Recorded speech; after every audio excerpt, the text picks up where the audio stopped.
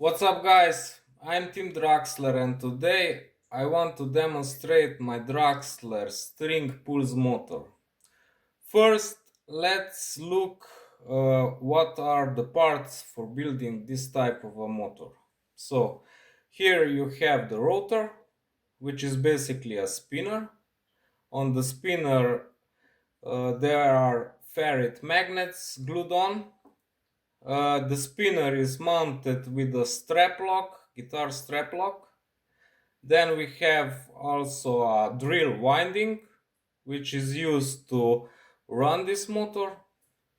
And here we have the bass string, which is acting actually as a reed switch, magnetic switch.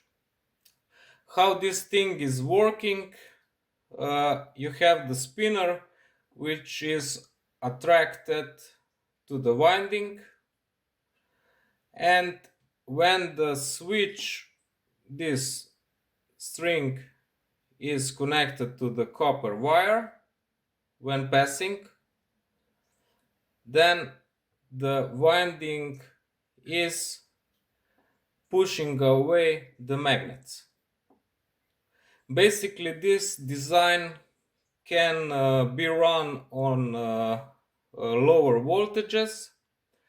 I think that it's a pretty interesting thing about this design because you can also produce some high DC voltages, but that's the topic about a different video. Also, you can use some neodymium magnets, which I think will work way better and will produce a lot more power and speed with less voltage. So now let's connect the motor to a power source. I'm using 9 volt of DC. You can also power the motor with solar panels, batteries, or other devices like Tesla ambient harvester. So let's give it a spin.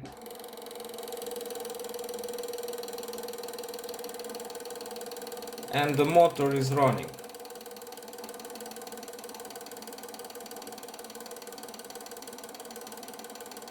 I think that design is pretty amazing, so let's check how this motor is running in vertical.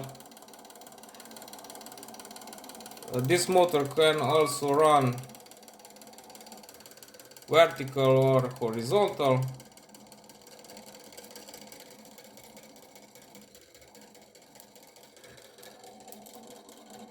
Ways.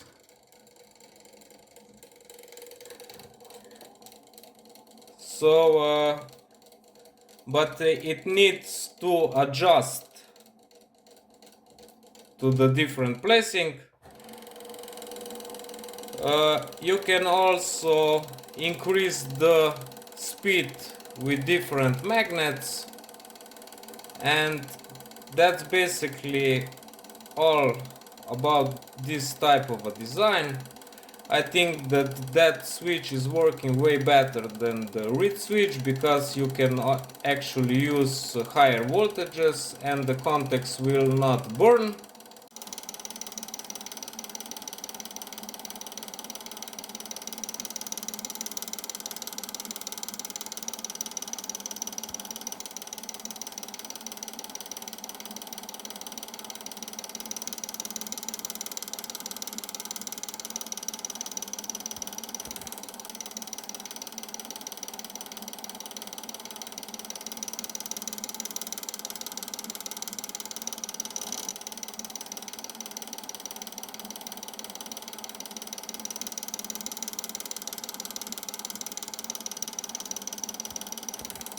I think that design is pretty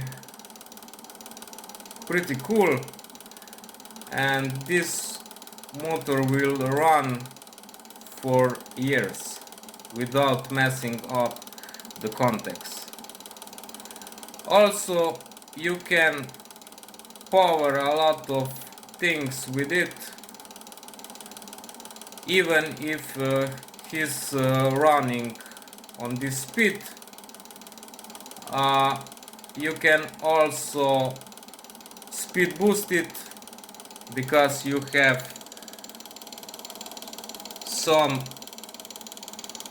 other wiring in the winding, so you can also produce some high voltage DC.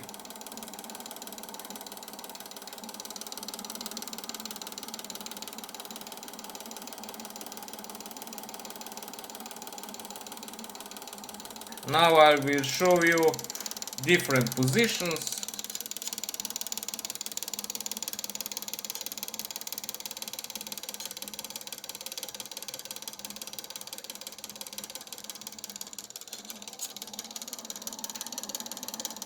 For running this type of a motor.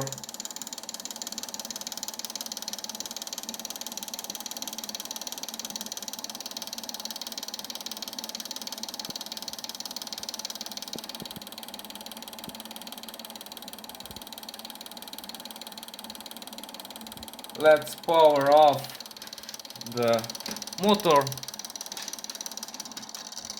You will see that the motor is still running for some time.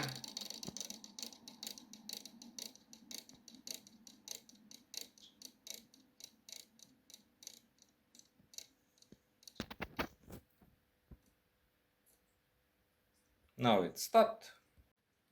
Now I will take apart the rotor. I did fix the rotor down with a string, because the rotor is not moving. So that's it.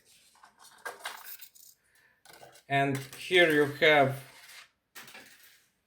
the rotor, which is mounted to a strap lock.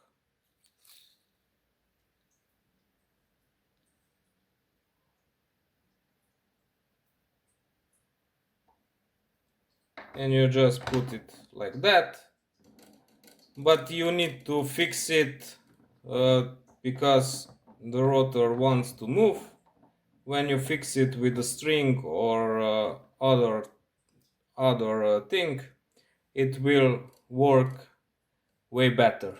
So that was it for today. Thanks for watching. I hope you like this video, and see you next time. Ciao.